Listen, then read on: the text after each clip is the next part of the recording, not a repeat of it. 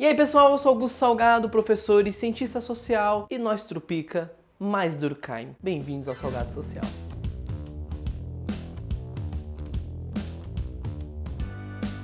Continuando a série do suicídio, se você não viu os outros vídeos, vai lá ver. Estamos no capítulo 1 e sem mais delongas vamos dar continuidade. O Durkheim já descartou o suicídio como uma loucura individual e também descartou que seria fruto unicamente de surtos de outras loucuras. Agora o que ele vai olhar é para a neurastenia, que seria um tipo de fraqueza emocional, um desequilíbrio psicológico, mas que não caracteriza uma loucura. O caminho que ele está pegando é o de descartar a centralidade dada ao psicológico, então apontar para uma importância do social. Afinal, como nós vimos anteriormente, o suicida se suicida apenas uma vez, mas ainda assim, quando olhamos uma região delimitada ao longo de um tempo, a quantidade de suicídios de um ano para o outro é muito próxima.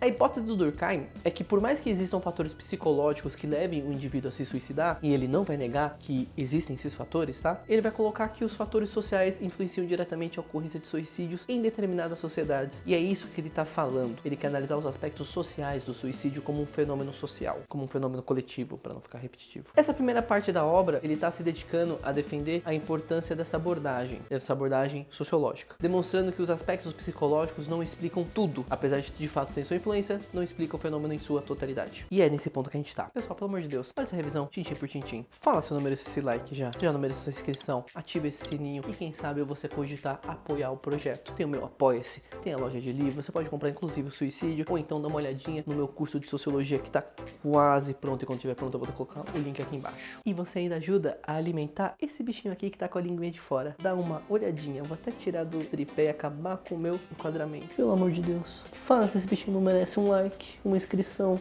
um apoio. Se inscreve, vai! Eu quero dormir! E só pra não falar que eu tenho preferência ao outro. Oiê!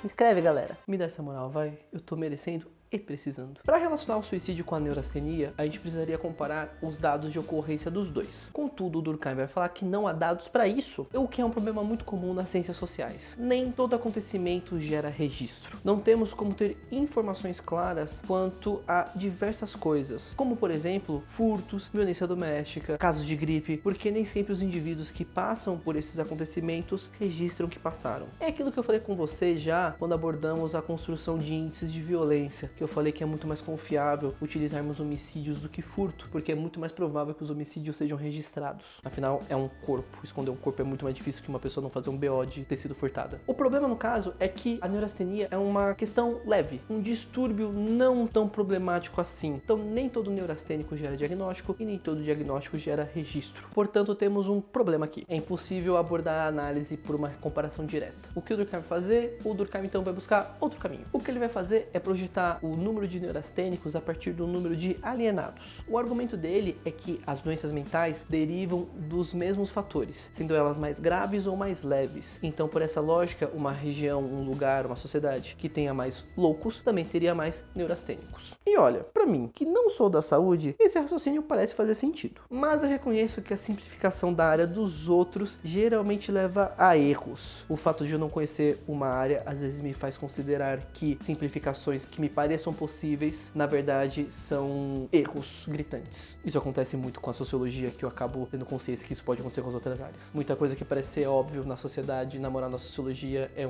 um erro bizarro. Portanto, quando a gente vê um cientista fazer uma simplificação de uma área que não é a dele, acende uma luzinha amarela. Fiquem atentos, talvez a generalização dele seja correto, mas tem chances reais de não estar. E o que se conclui a partir daí é problemático. Enfim, não acho seguro o caminho que o Durkheim está tomando, mas bora lá. Vamos aos argumentos do Durkheim, ou seja, do porquê o suicídio não derivar de problemas mentais. O primeiro argumento dele é que a população de alienados é de maioria feminina, com pouca diferença, na verdade, do masculino para o feminino, mas ligeiramente mais feminina, como vocês podem ver na tabela aqui na tela. Mas, ao olharmos a população que se suicida, temos uma maioria masculina e uma maioria quase de 3 vezes maior. Os homens se suicidam 3 vezes mais do que as mulheres, como a gente pode ver aqui na tabela da página 52. Portanto, se a loucura ou a neurastenia fosse a principal causa causa do suicídio, a população que se suicidaria seria majoritariamente feminina, mesmo que por pouco. Só acontece que existe uma maioria esmagadora de homens que se suicidam. Portanto, esse evidentemente não é o caso. Mas acontece que existe uma maioria masculina, uma maioria muito maior do que a feminina, o que evidencia que esse não é o caso. O segundo argumento é que quando se relaciona com a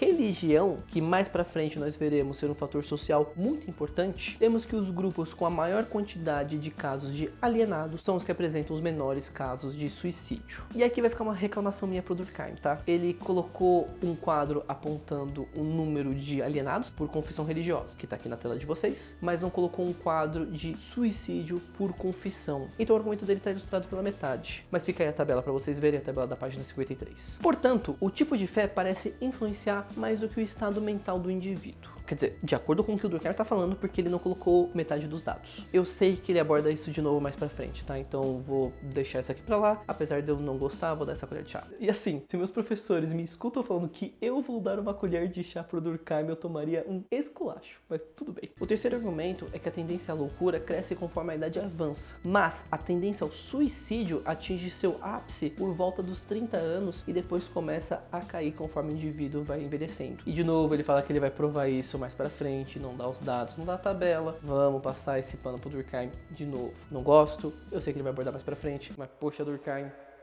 vamos lá, né? Se de fato o dado que o Durkheim está falando que vai apresentar mais pra frente tiver embasamento na realidade, tanto a religião como a idade, ou seja, estar na casa dos 30 anos, é muito mais importante do que o estado mental. O quarto argumento é que se compararmos sociedades parecidas quanto à quantidade de loucos e suicídios, não teremos uma relação clara, como mostra aqui a tabela que está na tela de vocês. Onde tem mais loucos, não necessariamente onde tem mais suicídio. E por fim, o quinto argumento é que enquanto a quantidade de suicídios cresce conforme a sociedade avança, entre aspas, tá? Vamos corrigir para conforme a sociedade se segmenta, conforme ocorre a segmentação social derivada da divisão do trabalho. A série da divisão do trabalho social já está completa, link aqui embaixo e no card em algum lugar aqui em cima na tela. Enfim, conforme a sociedade se segmenta, aumenta o número de alienados, mas não necessariamente a quantidade de suicídios, porque existem sociedades não segmentadas em que o suicídio é muito comum. Só que dessa vez ele não só não vai dar os dados, como ele não vai explicar mais para frente. Então Durkheim zoado, ignorem esse quinto argumento porque não tem embasamento nenhum. Quer dizer, não ignorem, sabe que ele tá aqui, mas é um argumento muito fraco porque não tem nenhum embasamento. Ou se tem, ele não apresentou. E ele conclui: a taxa social de suicídio não mantém, portanto, nenhuma relação definida com a tendência à loucura, nem por indução com a tendência às diferentes formas de neurastenia. Bacana, podemos então avançar. Aparentemente não há estado de loucura, seja forte ou fraca, ou surto, que justifique a ocorrência de suicídios. Existe, porém, mais um estado psicopático que o Durkheim vai olhar. Não necessariamente uma loucura, mas havendo uma certa relação. Ele vai falar do alcoolismo. Só que esse caso ele vai resolver rapidinho. O Durkheim vai colocar dois mapas. Um de delitos por alcoolismo e outro de casos de suicídio. Ambos na França e dividido por departamentos, que é como se fosse um governo estadual da França. Nesses mapas já fica claro que também não há correlação.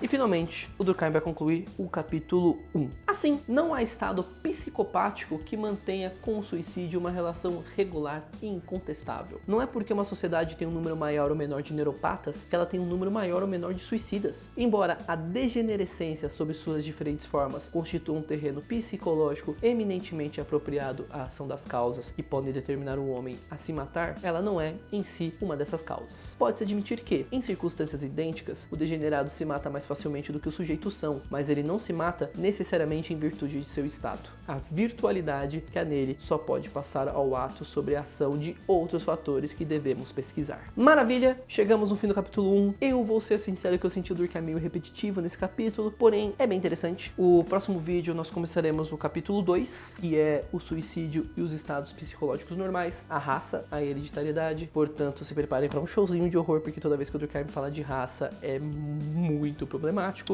Galera, já deixa seu like, se inscrevam no canal para não perder os próximos vídeos, considerem apoiar o projeto, olha minha lojinha, olha meu curso se estiver pronto. E pessoal, muito obrigado, até o próximo vídeo.